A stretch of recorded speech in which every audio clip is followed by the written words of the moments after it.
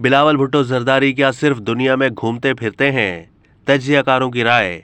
जियो के programme report card में मेजबान अलीना फारूक का पहला सवाल, क्या नैब में की गई तरमीम को पीटीआई की जानिब से NRO 2 करार देना दुरुस्त है? इसका जवाब देते हुए तज्जियाकारों ने कहा कि नैब में तरमीम NRO 2 नहीं बल्कि वक्त की ज़रूरत थी।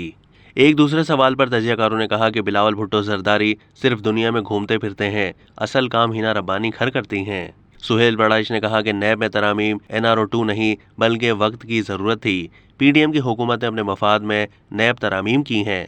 उनका मफाद यही है कि उनके खिलाफ केसेस ख़त्म हो, इसीलिए तरमीम की हैं। नैब तरमीम से लोगों के साथ होने वाली ज़्यादतियों का खात्मा हुआ है। नैब कानून को भी मुल्क के आम कवानीन के मातहत होना चाहिए। इरशाद भट्टी का कहना था कि नैब तरमीम NRO 2 नहीं बल्कि NRO 1 है। ये मुल्क की 75 साल तारीख का सबसे बड़ा NRO है। नैब में 4-5 ज़रूरी तरमीम करनी चाहिए थी, उनके अलावा गैर ज़रूरी तरमीम की गई।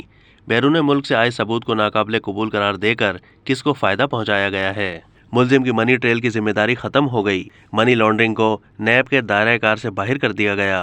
अब तक के लिए इतना ही। मज़ीद मालूमात के लिए डेली जंग के YouTube चैनल को सब्सक्राइब कीजिए।